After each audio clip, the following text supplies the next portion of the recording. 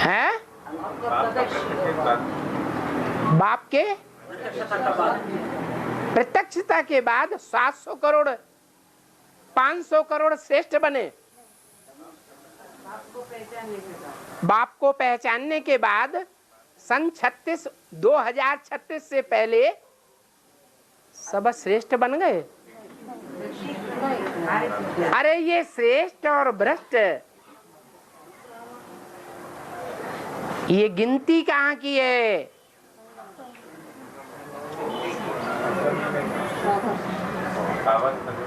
दो 2036 से पहले, महाविनाश होने से पहले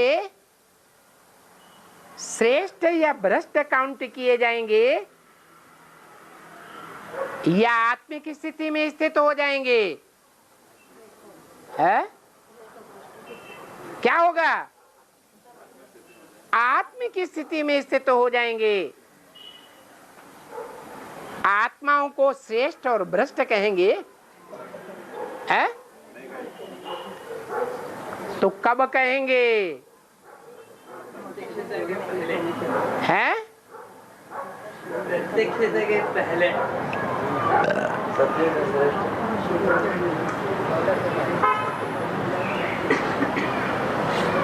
हर आत्मा की प्रत्यक्षता हर आत्मा को अपने श्रेष्ठ जन्मों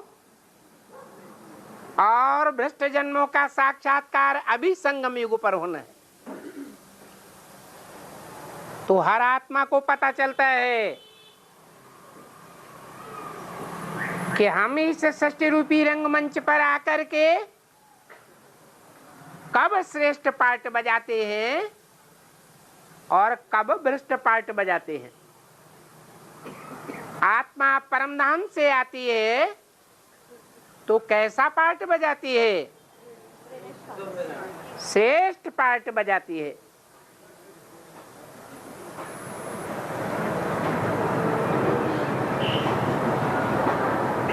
और वापस जाने के समय से कुछ पहले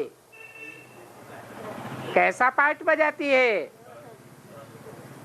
नीचा पार्ट बजाती है।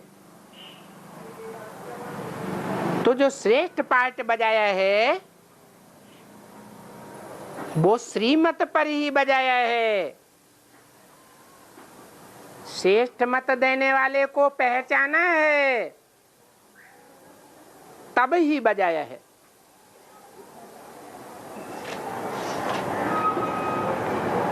नहीं तो वो श्रेष्ठ पार्ट भी नहीं बजा सकते। मान लो क्राइस्ट की आत्मा है, 2000 वर्ष पहले क्राइस्ट आया,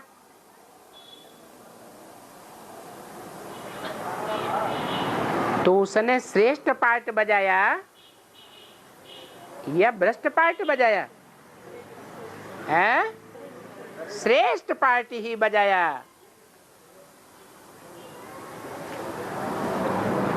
तो कहेंगे कि सारी सृष्टि की आत्माएं जो श्रेष्ठ पार्ट बजाती हैं वो श्रेष्ठ पार्ट बजाने की शूटिंग भी संगम युग पर करती हैं। और तब ही करती हैं जब बाप को पहचान करके बाप की श्रीमत पर चलती हैं।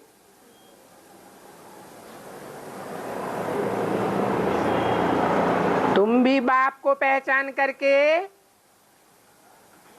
बाप की श्रीमत पर चलते हो तब ही श्रेष्ठ बनते हो।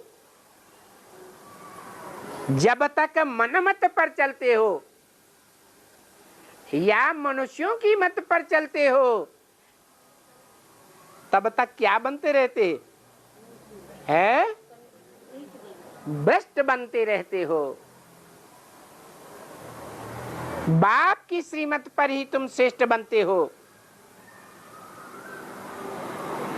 इसलिए स्वर्ग को श्रेष्ठ कहा जाता है। किस लिए?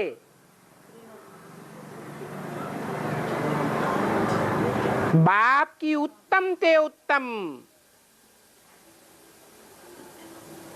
एक श्रीमत बताओ जो सबके लिए एक ही है। वो क्या है?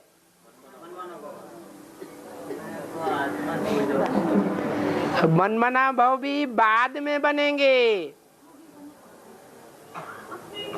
पहले तो अपन को आत्मा समझना है। अपन को आत्मा समझना,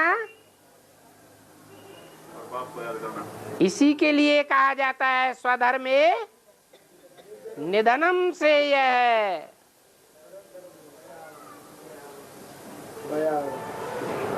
परधर्मो भयावह। पराई मत या मन मत, देवहन वाली मत,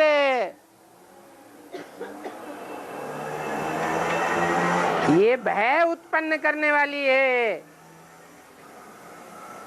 धर्मराज की सजाएं दिलाने वाली है।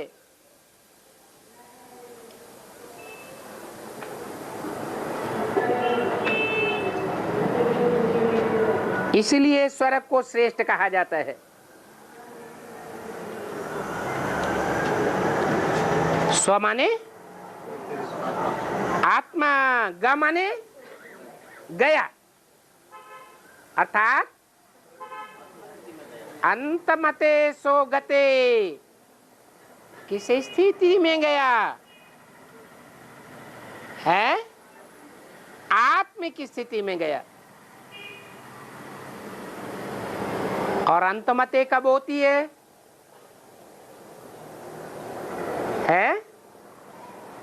अंतमते कैसी होती है?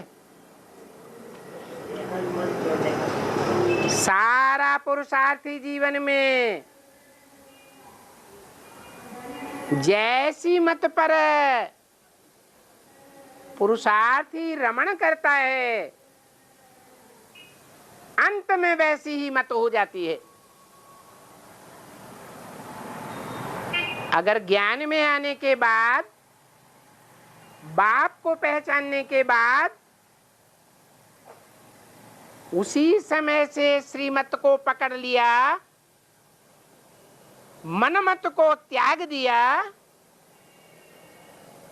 मनुष्यों की मत को सर्वथा त्याग दिया, तो अंतमते कैसी होगी? है श्रेष्ठ ते श्रेष्ठ, उसको कहेंगे असली स्वर्ग में जाने वाला।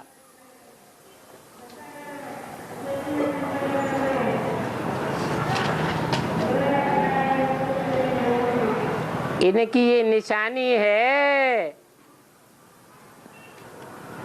किनकी है? देवताओं की ये निशानी है। क्या निशानी है?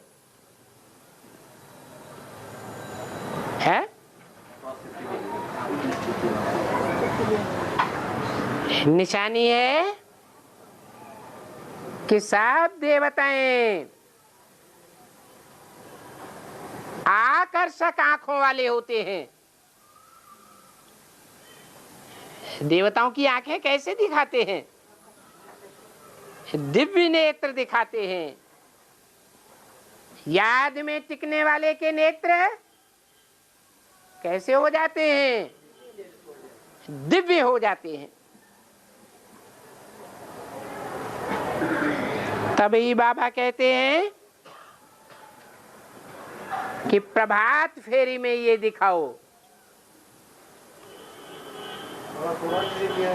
है क्या? प्रभात फेरी। प्रभात माने सवेरा, सतयुग रूपी सवेरा, जहां आत्माएं कौन सी स्थिति में रहती है? आत्मिक स्थिति 100%।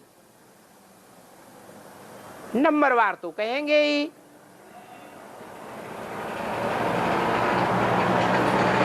उस समय 16 का संपूर्ण आत्मिक स्टेज होती है। आत्मा में ज्योति पूरी ही जगी हुई होती है। और त्रेता के अंत में 2 कला कम हो गई। 8 कला कम हो जाती है। तो प्रभात फेरी में वो स्वर्ग की स्टेज दिखाओ, तब विश्व में शांति थी। उस समय सारे विश्व में एक राज्य, एक धर्म और एक भाषा व्याप्त हो गई थी। तुम जो एक्ट करते हो वो एक्ट कोई नई बात नहीं है। क्यों?